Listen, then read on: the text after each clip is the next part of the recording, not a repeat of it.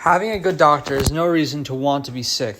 We recite the name of Amitabha to appreciate the Buddha's intent, by Master Huijing. Amitabha Buddha's deliverance is unconditional, benefiting all beings, good or evil, without discrimination. Will that make us slack off in our cultivation and give us a license to do evil? Response from audience, no. Therefore, we must avoid wanting to be sick just because we have a good doctor. We practice Amitabha-recitation because we deeply feel the compassion of the Buddha. A good doctor should have both professional ethics and skills. Medical ethics means that doctors should treat all patients as their sons, so they will try their best to help any patient who seeks treatment without reservation and whether remunerated or not. They pay no regard to the patient's financial background or how sick he is.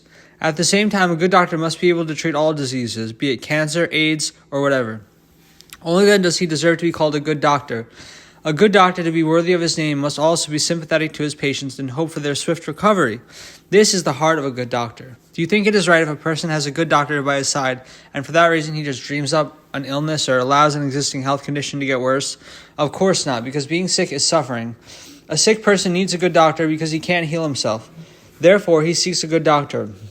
When we are sick, not only do we suffer, we make others suffer too. We must understand that and not look forward to falling ill. By the same token, we Amitabha-reciters do not just let ourselves do wrong simply because we have a distinguished doctor, Amitabha, who can deliver all reciters to his land of bliss. We recite Amitabha's name because we appreciate the Buddha's heart. What kind of heart does the Buddha have? The Contemplation of Infinite Life Sutra says that Buddha's heart is none other than great compassion. It embraces sentient beings with unconditional kindness and mercy.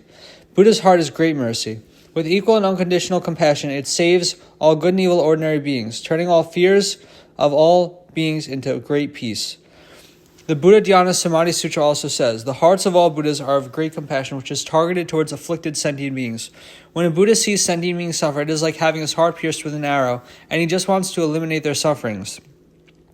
From the Buddhist passages above, we know that Buddha does indeed have great compassion, especially towards the afflicted sentient beings. It is Buddha's wish to rapidly free us from suffering and grant us peace and happiness. Are we miserable sentient beings? Audience, yes. We are full of all these afflictions. Our sufferings are beyond words, incalculable, indescribable. We should realize that we Amitabha reciters are the target of Amitabha's deliverance. Take the spotlight on a theater stage as an example. Its bright light follows the main character around, not the audience. Amitabha's light permeates all worlds. Who is his light following? It's Amitabha reciters. Hence, the light of Amitabha embraces only those who recite his name. Thus, we should know that Amitabha pities and embraces us with compassion, great compassion, and does not judge us despite all of our sins.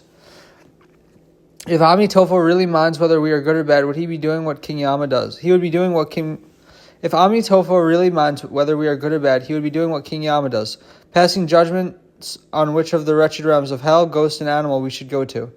However, Amitabha puts up with us and does not mind at all what kind of person we are. His deliverance is proactive and non-discriminatory.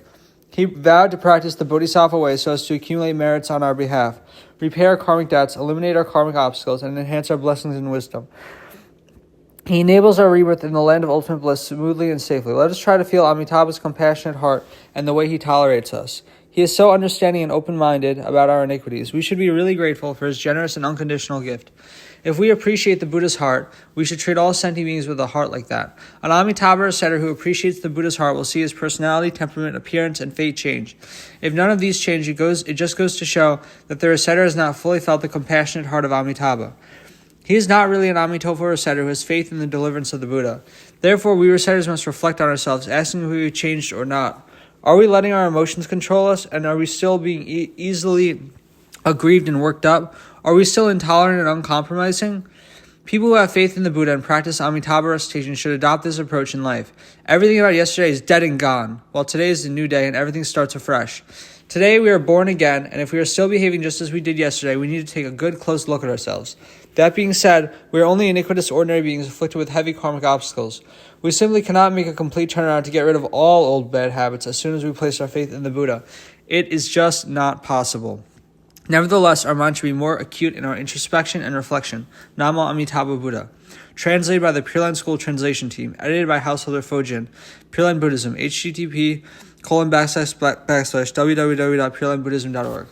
Namo Amitabha, Namo Amitabha, Namo Amitabha, Namo Amitabha Buddha, Namo Amitabha Buddha, Namo Amitabha Buddha.